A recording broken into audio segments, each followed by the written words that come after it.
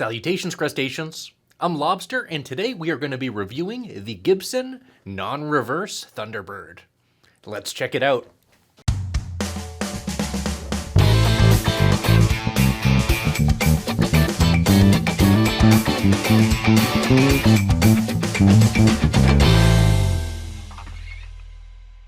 This is the Gibson Non-Reverse Thunderbird, a new model for 2021. This particular example is loaned to us from our friend Kevin Johnson. Go ahead and check out his YouTube channel linked down in the description below. This is an interesting bass. When I saw these, I was intrigued by the looks. I believe this came out around the same time where that documentary Summer of Soul came out, and there was a non-reverse Thunderbird, I believe in the intro scene, or one of the first bands playing in that, and that was a cool looking bass. So having the opportunity to play one of the new ones is really cool as well. Let's go over the specs of this particular bass. The Gibson Non-Reverse Thunderbird is all mahogany with an Indian rosewood fingerboard. It's a mahogany body and a mahogany neck with a set neck construction, meaning that the neck is glued into the body. The neck is a 20 fret neck with a Indian rosewood fingerboard once again, and it is a, I think like 40 and a half or 41 millimeter nut width, but it does have a beefy profile. The neck is also finished in the back, the same color as the body. We'll see that when we flip this bass around. And up at the headstock, we have 4 inline tuners. These are hip shot tuners. Very nice touch for lightening up the headstock and preventing the terrible fate that many Gibson Thunderbirds face, which is a broken headstock. A nice touch with the hip shot tuners. I know that Gibson has been using hip shot tuners in a lot of their basses as of recent, the past, I don't know, decade or so. Correct me if I'm wrong. But regardless, it is a nice touch, and there are hip shot ultralight tuners on my Gibson Les Paul Jr. Tribute as well. BB really likes this bass, apparently. The electronics are a Gibson Thunderbird humbuckers. These are chrome housed and paired to a volume tone configuration. The 3-point bridge is a loathsome bridge that is found on many vintage-inspired Gibsons. I know some newer ones are using like a Babbitt's bridge, but this is the same 3-point, and I hate the design. Let me go over why. First off, when you remove the strings, the bridge will fall out, which is dumb. And second, the intonation adjustment is from this side, the top of the bridge, underneath where the string is, and you really can't get a tool in there to adjust it that well. I hate this bridge. It's dumb. And yeah, for a $1,900 instrument, this is $1,899 plus taxes and maybe shipping, I don't know. This is dumb. Now let's go ahead and flip this bass around. Around back we see the decently large-sized control cavity and nothing else. We see this gorgeous finish, I think it's called Iverness Green. There's a Pelham Blue and a red as well. Really nice looking colors, but not everything is as it seems, and I'll talk about that in just a second. But yes, we can see the gorgeous finish around back, the set neck construction, and the finish going all the way up through to the end of the headstock. And we also have another look at those hip shot tuners. But yeah, this is the back of the bass. Now, how much does the Gibson Non-Reverse Thunderbird weigh?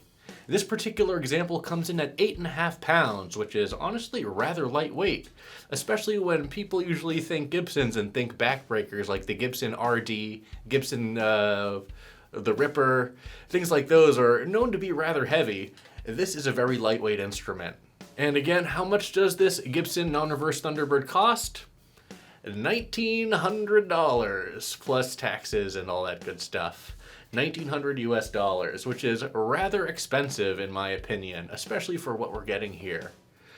One big thing that I noticed when I was changing the strings is the finish is bubbling around the tuners. It seems like the finish was not cured properly or not long enough, and they just installed the tuners on there. So there is some bubbling and a little bit of chipping. Here's a picture of what I saw when I removed the tuner bushing, and it was not pretty. For a $1,900 instrument, I would expect better.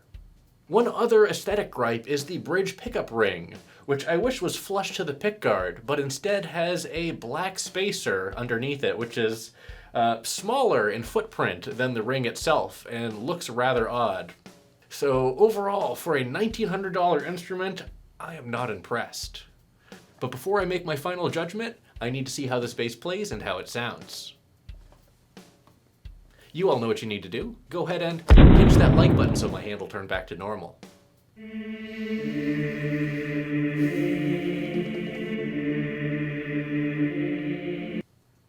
Thanks.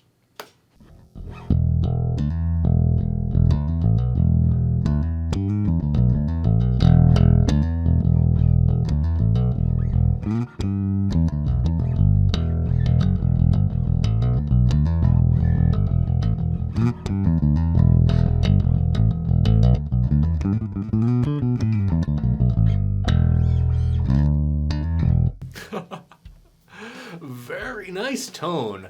I actually like the tone of this with both pickups engaged. I think that it's a very Gibson-y tone for sure. Now, one little playing gripe is the way it sits, you kind of have to reach for the first fret a bit.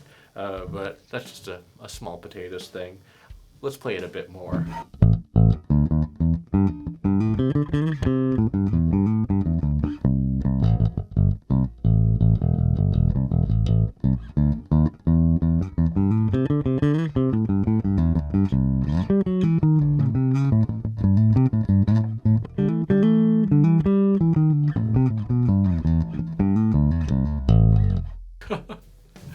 Not bad, not bad. The neck profile is a little chunky for my tastes. Just my personal preference, but I know that, some people like the beefier necks. The control setup, as I mentioned, is very simple. We have a volume for the neck pickup, a volume for the bridge pickup, and a master tone control. Let's start by soloing the neck pickup here with the tone all the way up. Here's what that sounds like.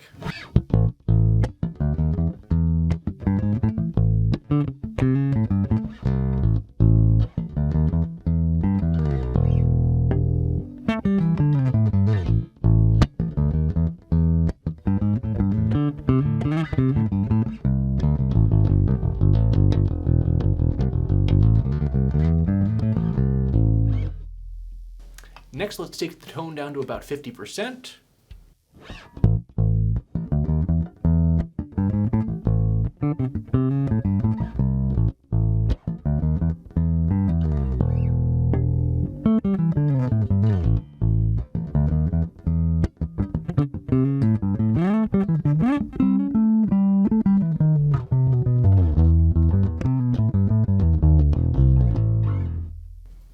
And here's the tone all the way down.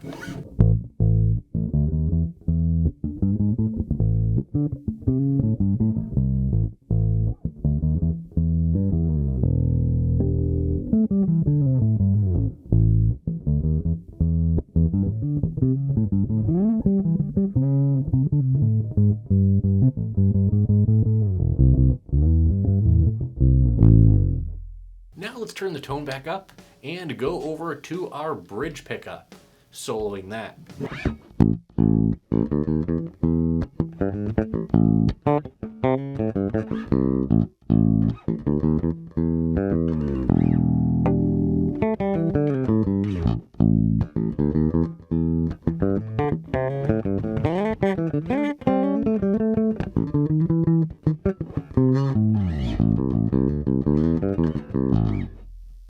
Next, here's the tone at 50%.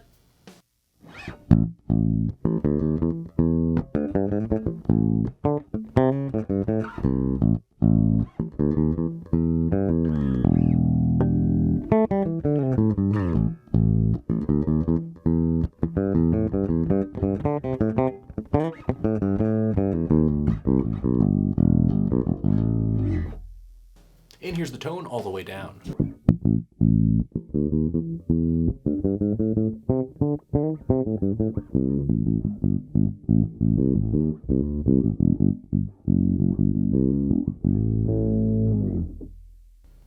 Now let's bring the neck pickup back into the mix, have both pickups on together with the tone at 100%.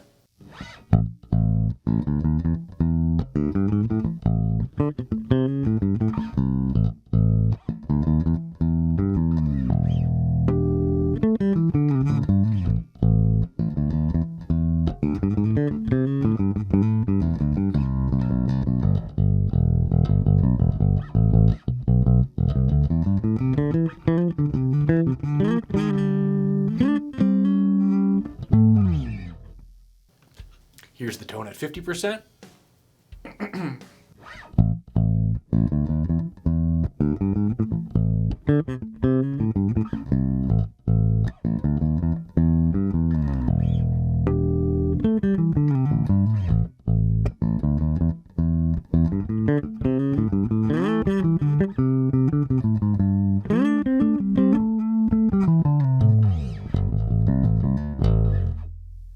And here's the tone all the way down.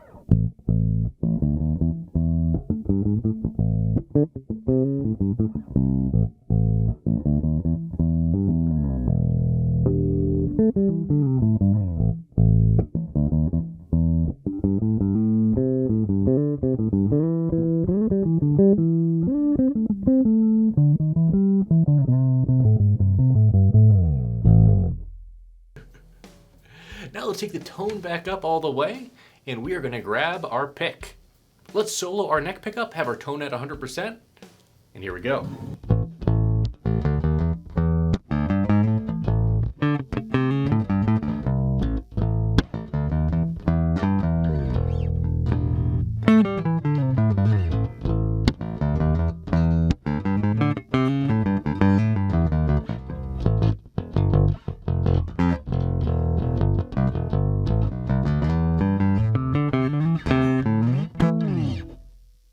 I dig that a lot, actually. The pick tone is surprisingly excellent.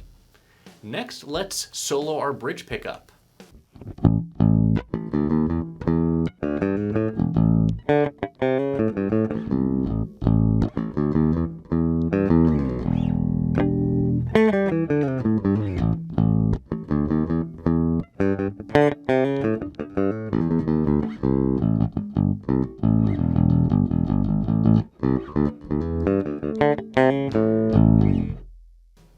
And finally, here are both pickups together.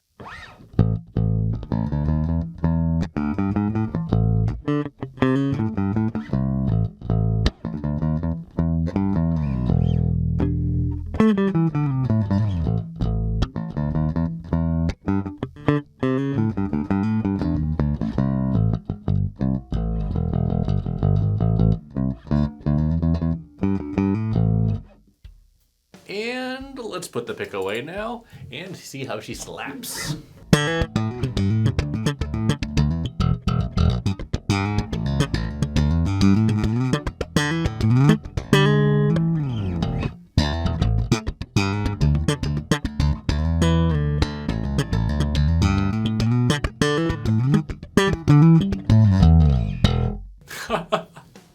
And not the best slapper, honestly. I think the overall construction in this bridge and the pickup placement aren't really the most slap friendly, but not the worst thing in the world.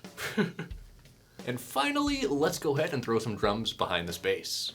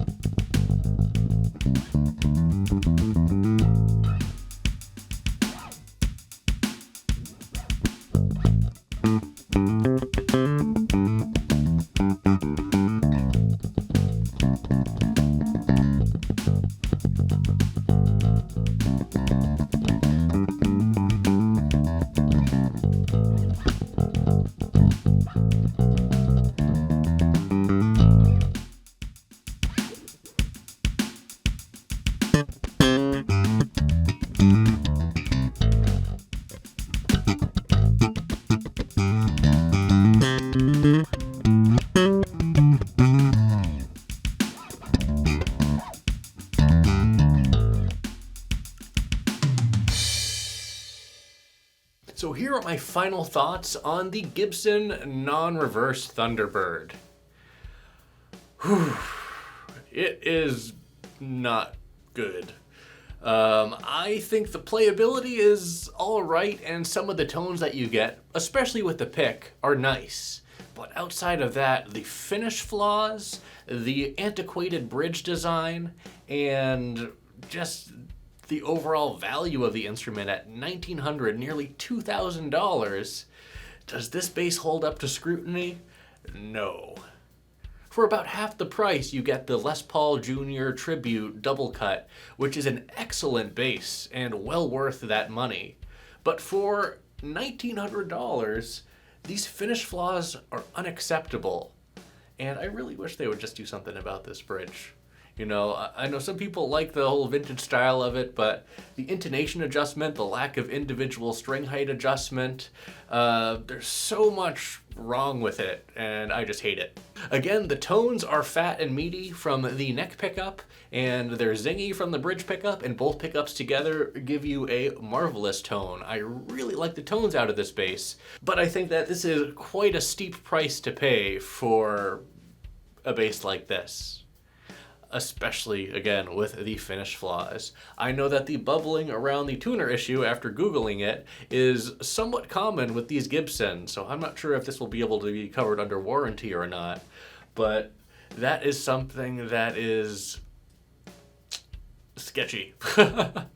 It seems like perhaps they're pushing these out the door without allowing proper curing time for the paint. I'm not a bass builder, I can only speculate. But regardless, I think that these finish issues are not a good look. So what am I going to rate the Gibson Non-Reverse Thunderbird? I have to rate this bass 1 claw. Between the finish issues, the antiquated bridge, and just the overall meh playability, all that at the $1,900 price point makes this a hard pass for me. I was really reluctant about this 1 claw rating because I thought that the neck pickup, as well as both pickups together, sound phenomenal and huge. However, that is a steep price to pay for something that you can maybe get out of an Epiphone vintage Thunderbird. Maybe we'll look at that in the future, but I have to say I am overall disappointed. My friend AMP listed this as one of his worst basses for 2021. And though he'd only played a couple that were display models for a shop, I think it was Guitar Center maybe, you know, it's hard to judge a bass based on playing something at Guitar Center, but I don't think he was wrong. This isn't even a preference thing. Again, I love the color of this, but I think that the paint job was poorly executed and not worthy of a nearly $2,000 instrument. I was very impressed with my Gibson Les Paul Jr. Tribute, and it's one of my favorite short scale basses. But yeah, this definitely misses the mark, so bummer. Well, that's it for this video. Thanks for watching, everyone. Be sure to like, subscribe, join our Discord channel, and leave a comment down below. Let me know what you think about the Gibson Non-Reverse Thunderbird. And as always, until we groove again.